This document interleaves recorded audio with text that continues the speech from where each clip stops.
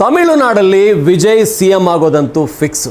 ಅದನ್ನು ಯಾರೂ ಬದಲಾಯಿಸೋಕ್ಕಾಗಲ್ಲ. ಸದ್ಯ ತಮಿಳುನಾಡಲ್ಲಿ ಕುಕ್ಕರ್ ವಿಷಲ್ ಸೌಂಡ್ಗಿಂತ ಸಿಟಿ ಹೊಡೆಯೋ ವಿಷಲ್ ಸೌಂಡೇ ಜೋರಾಗಿದೆ. ಅದು ವಿಜಯ್ ಅವರ TVK ಪಕ್ಷದ ಗೆಲುವಿಂದ. ಯಾರು ಕೆಲವೇ ದಿನಗಳ ಹಿಂದೆ TVK ಯಾರಿಗ್ರಿ ಬೇಕು, ಯಾಕೆ ಸೇರಿಸ್ಕೋಬೇಕು, ಅವ್ರಿಗೆ ಯಾಕೆ ನಾವು ಬೆಂಬಲ ಕೊಡಬೇಕು, ಅವ್ರನ್ನ ಯಾಕೆ ನಮ್ಮ ಪಕ್ಷಕ್ಕೆ ಚುನಾವಣಾ ಪೂರ್ವ ಮೈತ್ರಿ ಮಾಡ್ಕೋಬೇಕು ಅನ್ಕೋತಿದ್ದವರು ಈಗ ಚುನಾವಣೋತ್ತರ ಮೈತ್ರಿಗೆ ಓಡೋಡೋಗ್ತಾ ಇದ್ದಾರೆ. AIADMK ಅವರು ಅಯ್ಯೋ ನಮ್ಮ ಹತ್ರಕ್ಕೆ ಬಂದರೆ ಸಾಕಿತ್ತು, ನಾವು ಬೆಂಬಲ ಕೊಡ್ತಾ ಇದ್ವಿ. BJP ಅವ್ರಿಗೂ ಅದೇ ಮನಸ್ಸಿದೆ. ಅದೇ DMK ಅವ್ರಿಗೂ ಎಲ್ಲೋ ಇಷ್ಟು ವಿರೋಧ ಕಟ್ಕೊಂಡ್ಬಿಟ್ವಲ್ಲಪ್ಪ, ಒಂದು ಅವಕಾಶ ಇದ್ದಿದ್ರೆ ವಿಜಯ್ ಜೊತೆ ಸೇರ್ಕೊಂಡು ನಾವು ಒಂಚೂರು ಸರ್ಕಾರದ ಜೊತೆಗೆ ಇರ್ಬೋದಾಗಿತ್ತು ಅಂತ ಅನ್ನಿಸ್ತಾ ಇದೆ. ಯಾರಿಗೆ ತಾನೇ ಅಧಿಕಾರ ಬೇಡ ಅನಿಸುತ್ತೆ ಹೇಳಿ. ಆ ರೀತಿಯಲ್ಲಿ TVKಯ ವಿಜಯ್ ಮನೆ ಕಾರ್ಯಕರ್ತರು ತಮಿಳ್ನಾಡಲ್ಲೆಲ್ಲ ಸಂಭ್ರಮ ಶುರುವಾಗಿದೆ. ಕಾರಣ ವಿಜಯ್ ಪಟ್ಟು ಬಿಡದೆ ಪ್ರಚಾರ ಮಾಡಿದ್ದು ಒಂಥರ ವಿಜಯ್ ಪ್ರಚಾರದಲ್ಲಿ ಭಾಳ ವಿಶೇಷವಾಗಿತ್ತು. ಅದನ್ನು ಯಾರೂ ಬಳಸಿಲ್ಲ, ಯಾಕೋ BJP ಅವರು ಕೂಡ ಬಳಸಲಿಲ್ಲ ಅನಿಸುತ್ತೆ. ಈ ಹಾಲೋಗ್ರಾಮ್ ಪ್ರತಿಮೆ ಇರುತ್ತಲ್ಲ, ಅದನ್ನು ಪ್ರತಿ ಕ್ಷೇತ್ರದಲ್ಲೂ ಇಟ್ಕೋತಾ ಇದ್ರು. ಅಂದರೆ ಅಲ್ಲಿ ವಿಜಯ್ ಇರಲ್ಲ, ಬಟ್ ವಿಜಯ್ ರೀತಿಯೇ ಒಬ್ಬರು ಒಂದು ಹಾಲೋಗ್ರಾಮ್ ಪ್ರತಿಮೆ ಆ್ಯಕ್ಟ್ ಮಾಡ್ತಾ ಇರುತ್ತೆ. ಅದು ಖರ್ಚಾಗುತ್ತೆ. ಆ ರೀತಿ ವಿಜಯೇ ಇದ್ದಾರೆ ಅನ್ನೋ ರೀತಿ ಅವರ ಆಡಿಯೋನ ಬ್ಯಾಕ್ಗ್ರೌಂಡಲ್ಲಿ ಇಟ್ಕೊಂಡು ನಂಗೆ ಮತದಾನ ಮಾಡಿ, ನಮಗೆ ಓಟ್ ಕೊಡಿ ಅಂತೇಳಿ ಅದನ್ನ ಇಟ್ಕೊಂಡು ಪ್ರಚಾರ ಮಾಡಿದ್ರು. ಅದು ವೈರಲ್ ಆಗಿತ್ತು. ವಿಜಯ್ ಕೆಲವು ದಿನಗಳ ಹಿಂದೆ ಈ ಸಮೀಕ್ಷೆಗಳಲ್ಲೂ ಕೂಡ TVK ಎಲ್ಲ ಎಲ್ರಿ ಒಂದು 20% ಓಟ್ ತಗೊಂಡ್ರೆ ಹೆಚ್ಚು, ಒಂದು 20 ಕ್ಷೇತ್ರ ತಗೊಂಡ್ರೆ ಹೆಚ್ಚು, 2ರಿಂದ 5, 5ರಿಂದ 10 ಈ ಥರ ಹೇಳ್ತಾ ಇದ್ದವರು ಈಗ 100 ದಾಟ್ ಹೋದ್ಮೇಲೆ ಮೂಗಿನ ಮೇಲೆ ಬೆರಳು ಇಟ್ಕೊಂಡಿದ್ದಾರೆ. ಏನಿದು ಈ ರೀತಿ ಆಗೋಯ್ತು? ಯಾರು ಓಟ್ ಹಾಕಿದ್ರಿ ಇವ್ರಿಗೆ? ಅಂದರೆ ಇಲ್ಲಿವರೆಗೂ ಇದ್ದಂಥ ಆ ಒಂದು ಏನು 2 ಧ್ರುವಗಳಿತ್ತಲ್ಲ, DMK AIADMK, ಕರುಣಾನಿಧಿ ಜಯಲಲಿತಾ, ಇದನ್ನು ಬಿಟ್ಟು ಬೇರೆ ಯಾರು ಬರೋಕ್ಕೆ ಸಾಧ್ಯ? ಸ್ಟಾಲಿನ್ ಇದ್ದಾರೆ ಆ ಕಡೆ, ಈ ಕಡೆ ಎಡಪ್ಪಾಡಿ ಪಳನಿಸ್ವಾಮಿ. ಇನ್ಯಾರು ಇಲ್ಲಿ? ವಿಜಯ್ ಎಲ್ಲ ಈಗೆಲ್ಲ ಸಿನಿಮಾದವ್ರನ್ನೆಲ್ಲ ನೋಡ್ಕೊಂಡು ಜನ ಓಟ್ ಹಾಕಲ್ಲಪ್ಪ.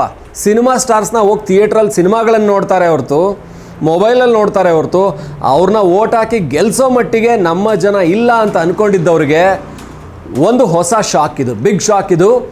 ವಿಜಯ್ ಈಗ ಗೆಲ್ತಾ ಇದ್ದಾಗೇ ಎಲ್ಲರೂ ಅವ್ರ ಮನೆ ಹತ್ರಕ್ಕೆ ಬರ್ತಾ ಇದ್ದಾರೆ. ಎಲ್ಲರೂ ಅಂದರೆ ತ್ರಿಷಾ ಅವ್ರ ಮೊದಲಿಂದ ಕೂಡ ಅವರ ಸಿನಿಮಾದಲ್ಲಿ ಒಂದು ಒಳ್ಳೆ ಪೇರ್ ಆಗಿತ್ತು. ಆಮೇಲೆ ಅವ್ರ ಬಗ್ಗೆ ಗಾಸಿಪ್ಗಳಿತ್ತು. ಇತ್ತೀಚೆಗೆ BJP ಅವರು ಕೂಡ ಅವ್ರನ್ನ ವಿಜಯ್ ರಾಜಕೀಯ ಮಾಡಬೇಕು ಅಂದರೆ ಮೊದಲು ತ್ರಿಷಾ ಮನೆ ಬಿಟ್ಟು ಹೊರಗಡೆ ಬರಲಿ ಅಂತಂದಿದ್ರು. ಅದಾದಮೇಲೆ ಅವ್ರ ಪತ್ನಿಯಿಂದ ಡಿವೋರ್ಸ್ ಆಯಿತು.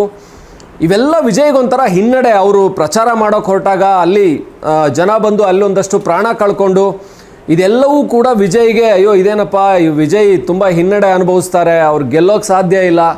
ಆದರೆ ಇವೆಲ್ಲ ಸಿಂಪತಿಯಾಗಿ ಕನ್ವರ್ಟ್ ಆಯ್ತಾ? ವಿಜಯ್ ಯಾವುದಕ್ಕೂ ರಿಯಾಕ್ಟ್ ಮಾಡಲಿಲ್ಲ. ಕೇವಲ ಪಾರ್ಟಿ ಸಂಘಟನೆ, ಪ್ರಚಾರ ಇದರಲ್ಲಷ್ಟೇ ಇದ್ದರು. ಆಮೇಲೆ ವಿಜಯ್ ಎಷ್ಟು ಕಡೆ ಹೋಗೋಕ್ಕೆ ಸಾಧ್ಯ? ಒಬ್ಬ ವ್ಯಕ್ತಿ 234 ವಿಧಾನಸಭಾ ಕ್ಷೇತ್ರ ಹೋಗೋದಕ್ಕೆ ಸಾಧ್ಯನಾ? ಏನು ಪ್ರಚಾರ ಮಾಡೋದಕ್ಕೆ ಸಾಧ್ಯ ಅನ್ನೋ ಥರದ ಚರ್ಚೆಗಳಾಗಿತ್ತು. ಆದರೆ ಈಗ ಅದೆಲ್ಲದಕ್ಕೂ ಉತ್ತರ ಸಿಕ್ಕಿದೆ. ವಿಜಯ್ CM ಸ್ಥಾನದಲ್ಲಿ ಕೂರೋದು ಪಕ್ಕಾ ಆಗಿದೆ. ಅವ್ರ ಪಕ್ಕ ಯಾರು ಬರ್ತಾರೋ ಗೊತ್ತಿಲ್ಲ. ಒಂದು 5-10 ಸ್ಥಾನಗಳಿಗೆ ಬೇರೆ ಬೇರೆ ಪಕ್ಷಗಳಿದ್ದಾವೆ. ಈಗಾಗಲೇ ಕಾಂಗ್ರೆಸ್ಸು ನಾನೇ ಬೆಂಬಲ ಕೊಡ್ತೀನಿ ಅಂತ ಮುನ್ನುಗ್ಗಿ ಬರ್ತಾ ಇದೆ. ಯಾಕೆಂದರೆ ಕಾಂಗ್ರೆಸ್ಗೆ DMK ಜೊತೆಗಿದ್ದು ಅಧಿಕಾರ ಅನುಭವಿಸಿದ್ದಾಯಿತು. ಈಗ ಯಾವುದಾದ್ರೂ ಒಂದು ಪಕ್ಷ ಬೇಕು. ಯಾಕೆಂದರೆ ಅವ್ರ ಕೈಯಲ್ಲಿರೋದು ಬರೀ 3 ರಾಜ್ಯಗಳು, ತೆಲಂಗಾಣ, ಕರ್ನಾಟಕ, ಹಿಮಾಚಲ್ ಪ್ರದೇಶ.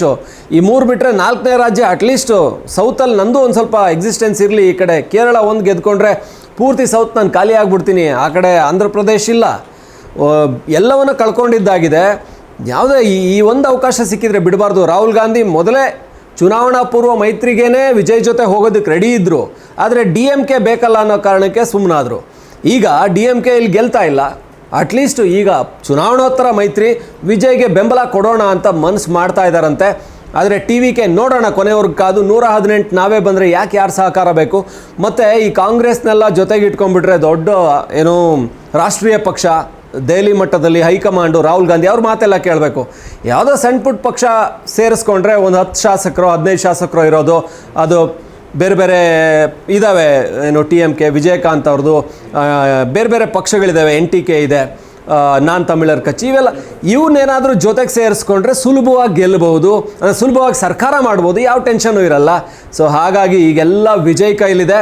ಈಗ ವಿಜಯ್ CM ಪಟ್ಟ ಅಲಂಕರಿಸೋದು ಕೆಲವೇ ದಿನಗಳು ಬಾಕಿ ಇದೆ. ಅವರ ಜೊತೆಗೆ ಯಾರು ಬರ್ತಾರೆ ಅನ್ನೋದಷ್ಟೇ ಕುತೂಹಲ. ತುಂಬ ದಪ್ಪ ಇದ್ದೀರಾ, ಸಣ್ಣ ಆಗಬೇಕಾ? ಯಾವುದೇ ಸೈಡ್ ಎಫೆಕ್ಟ್ ಇಲ್ದಂಗೆ ಆರಾಮಾಗಿ ಸಣ್ಣ ಆಗಬೇಕು ಅಂದರೆ ನಮ್ಮ ಜೀನಿ ಸ್ಲಿಮ್ನ ಯೂಸ್ ಮಾಡಿ. ಕೆಳಗಡೆ ಕಾಣ್ತಿರೋ ನಂಬರ್ಗೆ ಕರೆ ಮಾಡಿ ಹೋಮ್ ಡೆಲಿವರಿ ಪಡೀರಿ. ಇಂತಹ ಇಂತಹ ನೈಜ ಕುತೂಹಲ ಭರಿತ ಸುದ್ದಿಗಳು ನಿಮಗೆ ಸಿಗಬೇಕಂದ್ರೆ ರಾಜ್ಯದ ಪ್ರತಿಷ್ಠಿತ ಜನಪರ ಡಿಜಿಟಲ್ ಸುದ್ದಿ ಮಾಧ್ಯಮ ಪಬ್ಲಿಕ್ ಇಂಪ್ಯಾಕ್ಟ್ ಚಾನಲನ್ನು ಯೂಟ್ಯೂಬ್ನಲ್ಲಿ ಸಬ್ಸ್ಕ್ರೈಬ್ ಮಾಡ್ಕೊಳ್ಳಿ. ವಿಡಿಯೋ ಇಷ್ಟವಾದರೆ ಲೈಕ್ ಮಾಡಿ, ನಿಮ್ಮಿಷ್ಟದವರಿಗೆ ಶೇರ್ ಮಾಡಿ ನಮ್ಮನ್ನು ಪ್ರೋತ್ಸಾಹಿಸಿ. ಹಾಗೆಯೇ ಫೇಸ್ಬುಕ್ನಲ್ಲಿ ಪಬ್ಲಿಕ್ ಇಂಪ್ಯಾಕ್ಟ್ ಫಾಲೋ ಮಾಡೋದನ್ನು, ಇನ್ಸ್ಟಾದಲ್ಲಿ ಜೊತೆಯಾಗೋದನ್ನು ಮಿಸ್ ಮಾಡಬೇಡಿ. ಜಾಹೀರಾತು ಹಾಗೂ ಬಿಸ್ನೆಸ್ ಪ್ರಮೋಷನ್ಗಾಗಿ ಸಂಪರ್ಕಿಸಿ 9606037450 ಅಥವಾ 9353224116. ಇದು ಪಬ್ಲಿಕ್ ಇಂಪ್ಯಾಕ್ಟ್, ಜನಶಕ್ತಿಯೇ ನಿರ್ಣಾಯಕ.